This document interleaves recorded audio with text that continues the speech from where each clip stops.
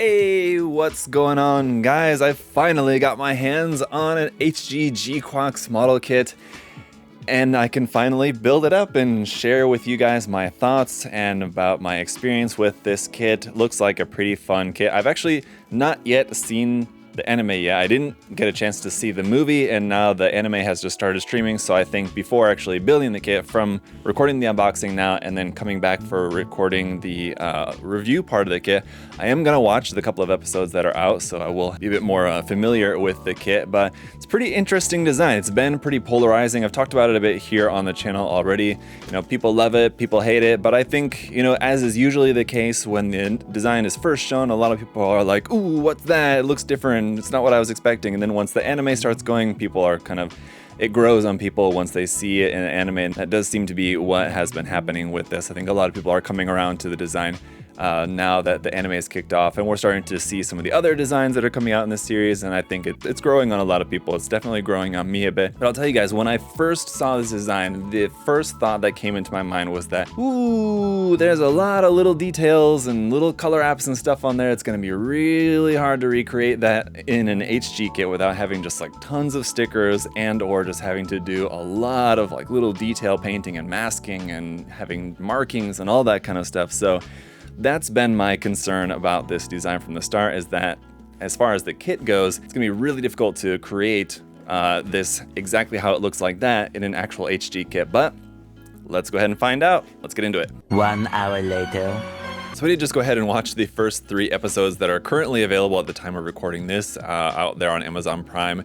Pretty cool so far, I gotta say. It's very interesting, very unique, but it was certainly helpful for me to get a better idea of what I'm in for with the Gundam here. So cool box art here on the front with the GQuuuuux flying along. And this is something that I did talk about in a previous video kind of leading up to the release once this was kind of all first announced, that it doesn't actually say anywhere on here that this is a Gundam, although in the anime they did refer to it as a Gundam. So confirmed, I guess, in the anime series anyway. But here on the side of the box art, we have a vertical box art here on this side and a horizontal on the other side, something that I'm happy to see Bandai adapting. That's something that Good Smile Company has been doing for a long time, but I like that aspect of the box art design, and I'm glad to see Bandai adapting it now. On the bottom of the box here, we got a couple of images of what the kit is going to look like here in a few different action poses with the different weapons. We have the beam sabers, beam rifle, and shield there. So pretty standard Gundam loadout of weapons there, and what looks to be like some pretty intense articulation. So that looks nice.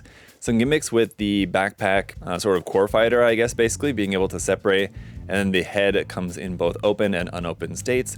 That is going to be a part swapping option, I believe, that we have in here. Basically 2 options for the head that we can put on there. So here's a look at everything that's included in the box.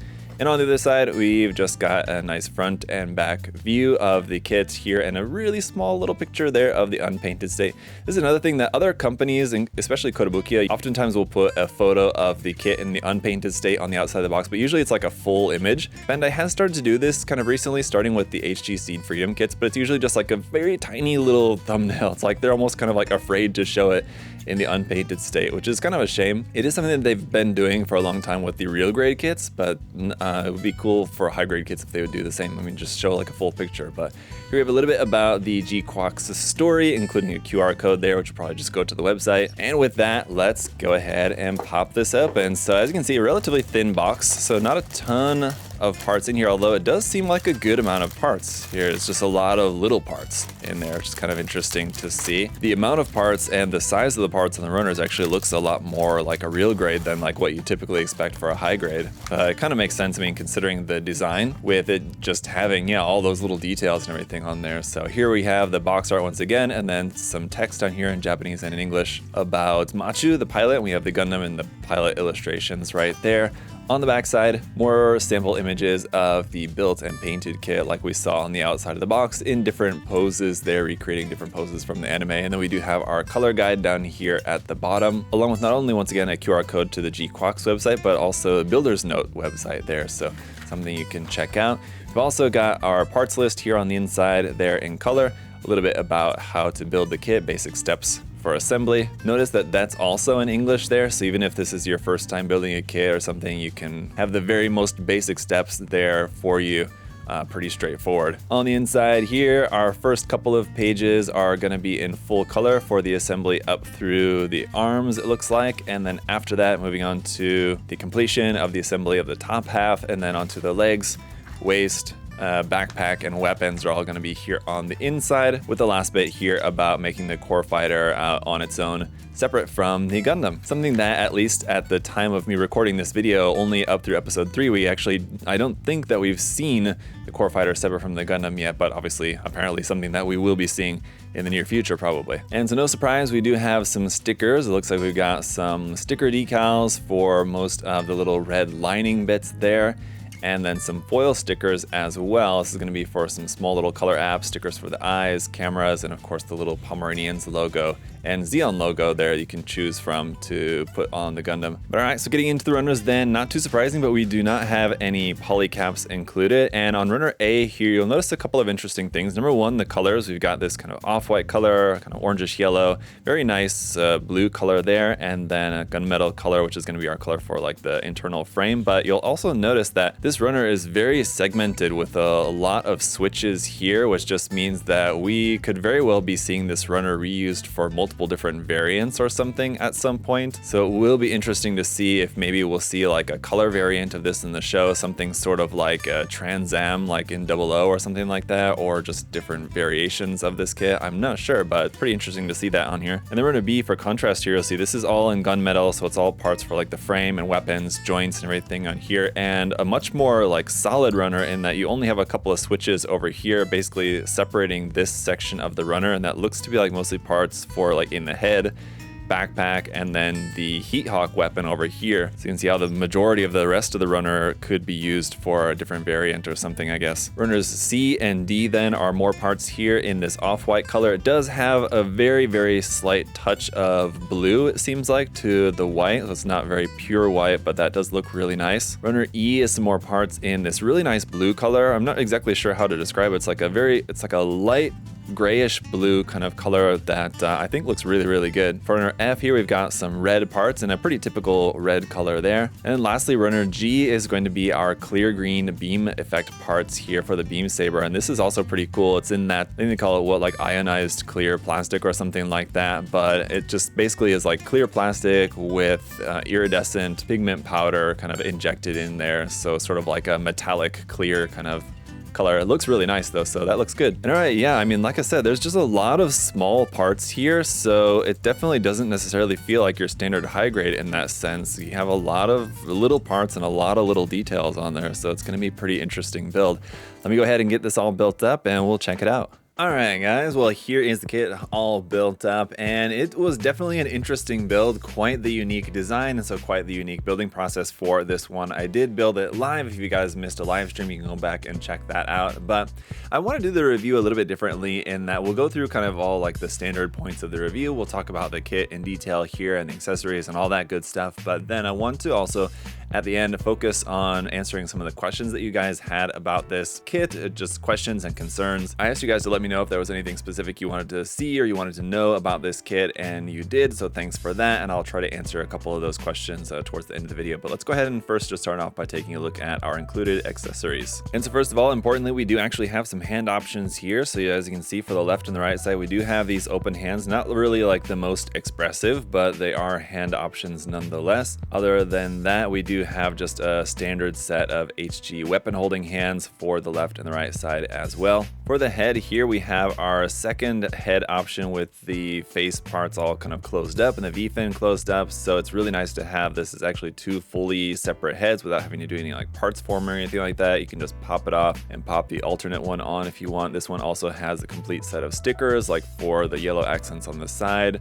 and that little teeny gray and green sticker right there on the front center. And yeah, so far these are some nice option parts to have. For our other weaponry and accessories here, we've got the shield. Pretty simple, but some nice detail around here on the back. It's connected via a ball joint, and this will just attach onto the side of the arm there, as you'll see. But nice big wide open flat surfaces here on the front for adding some nice either painting like details or some decals or something on there. And as for what's included with the kit, there's nothing that we have to stick on there, so definitely a nice canvas though for adding something interesting onto the shield. We also got our beam rifle, which is pretty nice in terms of the color separation. It's not often that we have an HG beam rifle that has, 3 different colors on it. And then we do have a sticker for the camera in there. It's kind of hidden, but there is a purple foil sticker up inside of there. But overall, yeah, some nice detail and some nice color separation, which is kind of uncharacteristic. As for seam lines, we don't have anything here on the top, but on the bottom side, you will have a seam line going across the bottom of that. So fortunately, most of that looks like it's going to be fairly easy. But if you are wanting to paint the white part in particular separately, I will show you guys at the end. That's one of the modifications that I'll show you how to mod that part to be able to get rid of the seam line and be able to paint the part separately. So we'll come back to that. We also got the heat hawk here, which doesn't attach onto the kit anywhere when not in use, just because it's not meant to go with the GQuuuuux originally. So there's no storing options for this, but it does make for a pretty cool handheld option there. It just kind of gives us something more than your standard shield, beam rifle, beam sabers, which is what we actually have for like the main loadout of this Gundam. This gives us an additional option, so that's really nice to have that included in there. And then of course we have our beam saber. So as I just said, this is going to be another option, and it's pretty typical for like the lead Gundam to have 2 beam sabers. In this case, obviously we have a very atypical, very different design for the beam sabers, with it being this big sort of like sword, very large sword shaped beam effect on there. And with those being molded in that clear iridescent green, they look really nice. When you don't have these in use, you can see that little circle hard point right there.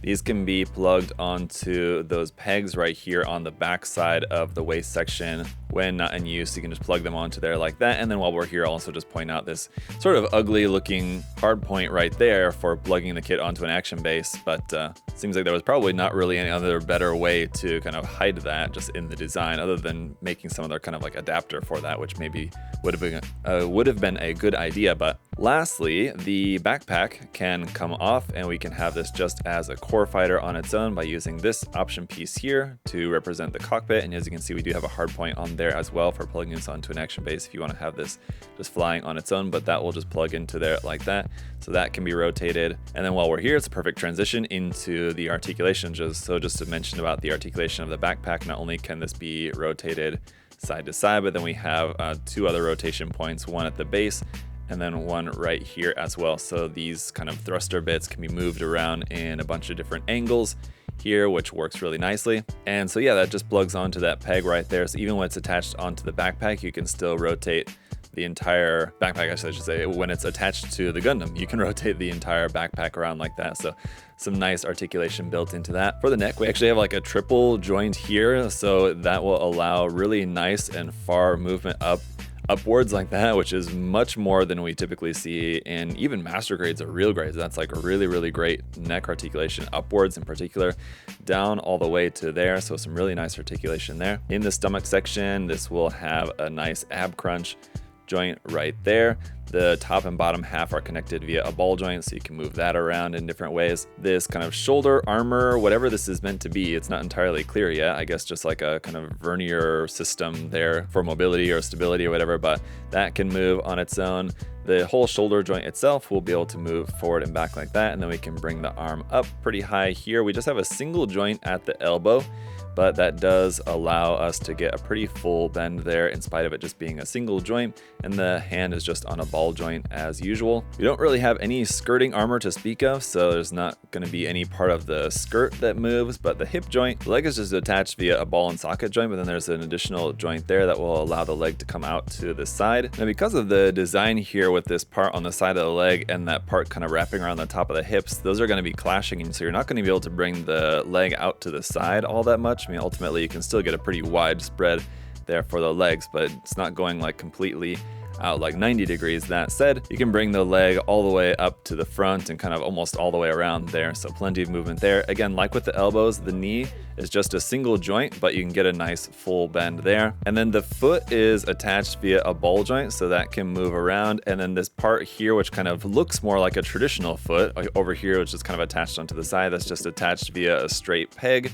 which will allow for a bit of rotation there, something like that. And so overall, the articulation is really nice, and this leads us another very perfect transition to the next part that I want to talk about with this, and that's just a lot to do with the construction. So the construction for this kit, very unique. We have a lot of joints like here for the elbow joint, like perfect example. It's very, very simple. As you can see, all it is just peg into a hole there, and that's it. Just very rudimentary, but just because of the design, it works really well. And that's what I found to be the case with a lot of the joints here. Like same with the elbow, all it is just like peg into the hole there. I mean, there's nothing really too complicated about any of the like connection points. It's all really simple, but really solid. Now the complexity doesn't come in the way of the joints, it just comes in the way of all of these little parts. And as you saw on the runners, there's a lot of little parts with this kit. So if you're the type of person that maybe like doesn't like real grade kits because of the amount of small parts that they have, then I gotta say that you're probably gonna find this kit to be similarly difficult for you, or maybe not difficult is the right word, but just a similarly not an enjoyable experience for you just because of it having a lot of little parts. And I mentioned the seam line on the rifle. Other notable seam lines would be here, like on the back of the thigh. That's a pretty nasty one considering you have the seam line going right through the middle of some raised details here on the back side of the thigh. Fortunately, it's on the back side and this is not a very visible part of the kit, but here on the backpack on the white part you have a seam line there, which wouldn't be too difficult until you get down to this like detail part right here. The seam line's going right through that detail section, which is pretty annoying. And then on the dark gray part here you have seams on this part here, and that is something that you guys were curious about, how to remove the seam line on that if you're planning on painting. So that is something we'll talk some more about at the end of the video as well, so we'll come back to that also. And even with the amount of different parts this kit has, I mean, it's still missing a lot of color apps. So talking about the stickers, the foil stickers work pretty well overall. The red like striping marking decal stickers are kind of just fine. Some of them I think work a little bit better than others, but for the foil stickers, you have those little purple ones there on like the top of the chest. On the front of the chest here, we have stickers for the orange detail there, here in the center, 2 bits there on the side, 1 right down there. The Pomeranian sticker is a little sticker there. On the head, you have that little tiny sticker in the center for the little green bit. And then for like the camera array there in the top of the head, it's a cool little detail with the stickers there that is actually a molded detail. So if you did prefer to just paint that, you can paint all those little tiny little camera bits. Separate stickers for the eyes, the left and the right side are 2 separated stickers, and then a little yellow accent here on the side of the head. It's another little sticker there as well. But overall, I mean, as you can see, there's a lot of nice color separation here in the head, a lot of details. Moving on here to the legs, you have these yellow-orange stickers right here, 2 of those. And then on that part, kind of inside the lower leg, it's a dark gray part with a light gray and yellow, a couple of stickers that wrap around that detail inside there as well. And then, yeah, I did use all of the red lining, like sticker decals, except for ones on like these little truss details here. There was other stickers that kind of wrap around those. Just didn't really seem like those were going to work, and it was just kind of giving me a headache even just like trying to put the first one on, so I just gave up on those. Otherwise, obviously we have this one here. It's a big sticker that goes on there, one that goes across the side of the thigh there. Up on the hip section, you have a couple little bits there. On the arm, that's an actual separate piece, and I think I missed this talking about the articulation earlier, but you do have rotation at that point there in the arm. Up here, this is actually 3 stickers on the shoulder part, 1 for like this round bit and then 1 on each side. On the backpack, there's a sticker there and then another little tiny bit right there as well.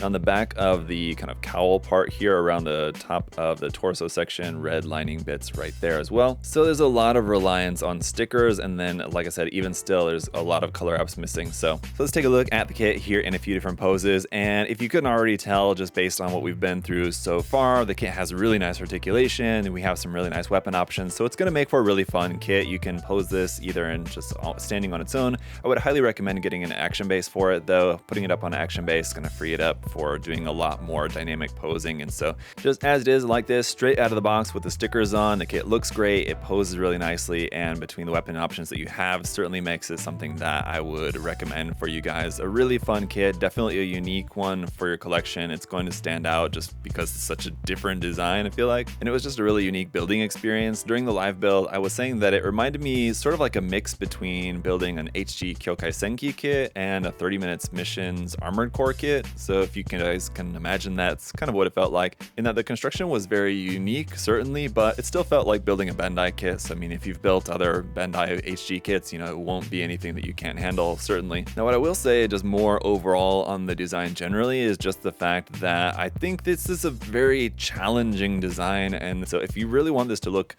anywhere close to more like anime accurate, you even with all the stickers and everything on there, which certainly do help out a lot, you're gonna have a lot of detail painting and very fine, difficult masking ahead of you in this 144 scale. Now, I think if and when we do ever get a 1/100 scale version of this kit, whether it be a full mechanics kit or a full-on master grade, I think it's very likely we will at some point. It'll be a lot easier to give us a more kind of out-of-the-box, color-accurate kit in 1/100 scale. Just at 144 scale, it's just really, really difficult. And so some of those really very tiny details of this design are just going to be really difficult to recreate in 144 scale. Now, that may not matter to you. If you don't really care too much about that, then, don't worry about it. But it's just that I certainly praise Bandai for trying something ambitious like this. It's a very different design. They went kind of in a very different direction with the design for this one. And I think Bandai deserves recognition for that. But I think it maybe was a difficult choice just because anytime they're picking designs,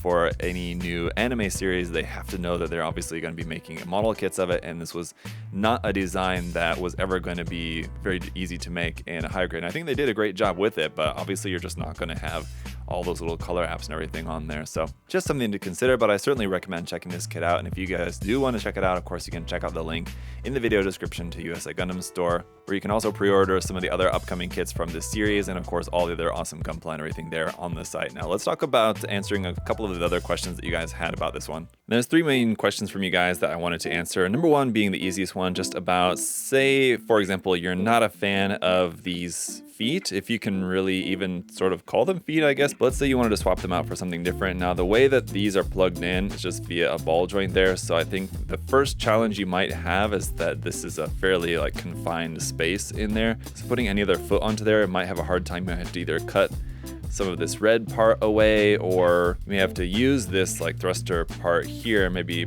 cut off this part, or I guess you could swap that around to the inside so that you still have this detail on the outside, and then build an ankle connection, something within that part, something like that, I guess. So that's easy enough. And here's just another helpful tip for you guys if you're ever wondering about how the kit is constructed, because say you're thinking about getting the kit and say you're wanting to swap the arms with the arms from an HG Iron Blood Orphans kit, for example, but you don't have the kit yet, so you don't know exactly what the connection looks like. One easy way to check is there's different websites that you can find online that will have scans of the manual. Dalong.net is the one that I usually use, and just check the scans of the manuals. Maybe for example, in this case, check the arm connection in the manual of one kit and then in the other kit, and you can see kind of how those go together. Say if one's just a peg like this one, the other one's a ball and socket joint, then they're not going to be compatible, or if one uses a different polycap than the other, just as an example. But if I'm ever thinking about doing any kind of customization like that and I don't have the kit in hand yet to be able to check the kit or check the manual myself, I usually research it by just checking on Dalong. But the other question from you guys was about making a connection for the heat hawk, basically being able to plug the heat hawk around on the kit. Now, there's not a whole lot of space and the heat hawk is quite large. I think probably the most logical place would be somewhere around here on the back skirt, maybe something, for example. Now, again, it kind of just doesn't really fit anywhere really very well. One thing that you could use was the part of the runner here, this connection bit. Now, this is not a runner from this kit. I don't have the runners for this kit anymore, but you just need any kind of runner where you have that connection switch where it's just wider like this. This is just one possible way that you could solve this issue of making a connection piece. We're just going to cut off this piece of the runner here like this. Now you'll notice the thickness is going to be the same as the handle. It's about 3 millimeters. So basically what we're going to do is then just use this wider portion, and that's why we're using this part of the runner where the switch is, because it's wider there, and just cut out a little section here basically to make this into a little C-clip that can just clip onto the handle. So you can just cut, and drill will also come in handy until basically you get something like this. Now this is not the cleanest or the prettiest work, but you guys get the idea anyway. Just drill and cut that out, and then that will just very simply clip onto the handle there like that. Then all you would need to do is then, rather than using this hole here at the bottom, you could just drill a hole right into the back of the hip section here, or into the middle of that section. And then using our new connection piece, you could just connect that right into the back of your new hole that you drilled into the back of the kit, something like that. And it would be pretty simple to do. Now, I think probably in some other different option part set or 30 minutes missions part set, probably you can get little connection pieces like this. But I mean, if you just wanted to make something really quick and simple and just use what you got, just a piece of the runner, you can very easily make something like that. So That's simple enough. The last part then is for the seam lines. Now, the couple of seam lines that I mentioned for the backpack and for the rifle. So with the rifle, these yellow parts are easy enough. Those don't matter at all. You can just remove those. But that white part is going to be enclosed here between the two main halves of the rifle if you're going to be removing the seam lines there on the bottom. So we can use our handy part separator to help us pop these pieces back apart.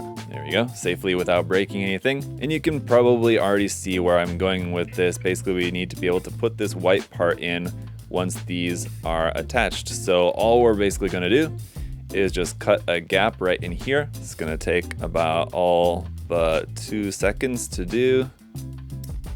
Just like that, and we'll clean it up here a little bit. Because remember, this is all gonna be on the inside. The only part that's gonna show is the top, the bottom, and then this front part. So any of this area in here is not gonna show. So once that's all cut out like that, now say we're going to do our seam line removal here on the rifle. Gonna glue that, sand these seams down there, and then later after these parts are painted separately, this part will just be able to just slot right into place there like that. Yellow parts also painted separately, assuming that you're painting them separately. I mean, you don't necessarily have to, but there you go, all back together, and no one would be the wiser that these were actually cut apart and separated like that. You could also add some glue just once this is all painted and everything, although it's staying in there pretty well even without the glue. And as for the backpack, it's gonna work in a very similar way. So after using our part separator here to open this seam back up again so we can check out what's going on inside. You can see that the gray part here that we need to remove the seam line from is actually holding the center piece and then this piece together. So basically what we need to do is make it so that we can have this section separately, glue that together, get rid of the seams, and then just be able to plug these parts in without them being locked in place. And again, it's fairly straightforward. You guys can probably see exactly where I'm going with this. Basically that raised edge, that like lip around the top of there, you just need to cut that away from there. There we go. So that basically we've now just turned it into just a regular peg. And that means that it's not gonna be locked in the same way. And this one definitely you are probably gonna wanna glue that because as it is in there, it's kind of loose. So this is the kind of thing that you probably are ultimately going to want to glue. That would mean that it's going to be fixed in that position. Now, there is also other ways that you could go about doing this modification without having to ultimately glue it into place permanently. So let me go ahead and take the other side apart here and I'll show you a different option for that. So in this case, rather than cutting the entirety of that lip, we're going to cut out basically a semicircle from this side and a semicircle from this side, leaving 2 little notches. And then in here, we're going to cut 2 little notches, basically making it like a key that will fit into there, and then once it's rotated, it will be locked into place. Basically kind of how Bandai should have designed this from the start, and how we have seen Bandai design different joint connectors from time to time. It's the kind of thing that I always like to see when they do that, because it usually makes for a pretty good connection, but they don't always like to use that. So let me just show you what I mean here. All right, there we go. Now you can see we have both cut to match, and so this case we can close that in, and then once we've turned it, it's locked into place, and we can still maintain articulation here, so long as you don't have it matched up so that, let's see, where is it? So long as you don't have those lined up so that they're going to be coming apart again. If you just have it just locked and turned into place like that, then you don't have to glue anything. So pretty easy peasy. The seam line here on the white part is going to be a bit more difficult just in actually cleaning up the details on the inside of there. I hate that that seam line runs right through that little detail bit right there. And then we saw a similar problem here on the back of the thigh there again as well. But hopefully those couple of tips you guys found useful. If you do have any other further questions or comments, of course, leave those down in the comment section down below. Thank you guys all so much for checking out the video here today. And as always, do make sure to leave a like and make sure that you're subscribed if you're not subscribed already. Thank you guys so much. Until next time, hope you all are having a great day. See you later. Bye-bye.